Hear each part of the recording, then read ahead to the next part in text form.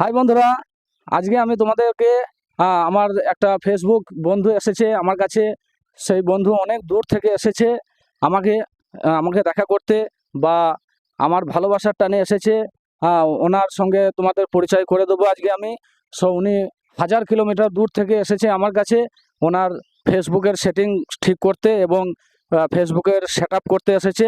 তো দেখো বন্ধুরা, উনি কত মানে 1000 কিলোমিটার দূর থেকে এসেছে আমার কাছে ফেসবুক সেটিংগুলো ঠিক করতে বা ফেসবুক সেট আপ করতে। তাহলে দেখো ওনার মনের মধ্যে কত আগ্রহ যে ফেসবুকের মধ্যে কাজ করবে। তাহলে তোমরা কেন পারবে না? অবশ্যই ধৈর্য ধরে তোমরা ফেসবুকে কাজ করো, তাহলে দেখবে এই দাদার মতো তোমরাও সফলতা পাবে। তো অবশ্যই আমি মানে ওনার সঙ্গে তোমাদের পরিচয় করে দেবো। সব বন্ধুরা তোমরা সঙ্গে থাকো। এবং আমি এই যে এনার নাম হচ্ছে লক্ষ্মণ দাদা। তা ইনি অনেক দূর থেকে এসেছে, 1000 কিলোমিটার দূর থেকে এসেছে। তো আমি এই দাদাকে কিছু বলার অনুরোধ করব। হ্যাঁ দাদা, আপনি কোথা থেকে এসেছেন? আমি বসিরহাটের থেকে এসেছি। হ্যাঁ, কেন এসেছেন? আমি এসেছি, আমার আইডিটা একটু গন্ডগোল করছে।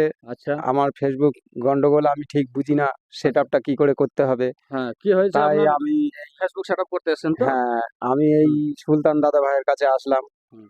আমার ফেসবুকটা সেট আপ করতে। আচ্ছা। ইনি আমাকে ভালোভাবে সেট আপটা করে দিলেন। হ্যাঁ, আর যদি কারুর কোনো সমস্যা থাকে, হুম।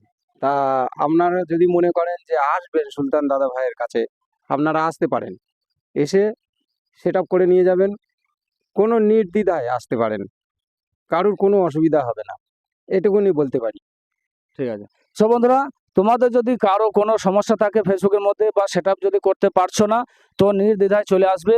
এই দাদা যেরকম এসেছে আমার কাছে, তোমরাও নির্দ্বিধায় চলে আসবে। আমি অবশ্যই তোমাদের পাশে আছি সবসময় এবং থাকবো। অবশ্যই অবশ্যই তোমাদেরকে আমি হেল্প করব, তোমাদের সেট আপ আমি করে দেবো। সো বন্ধুরা, সবাই ভালো থেকো, সুস্থ থেকো। Tata, bye bye.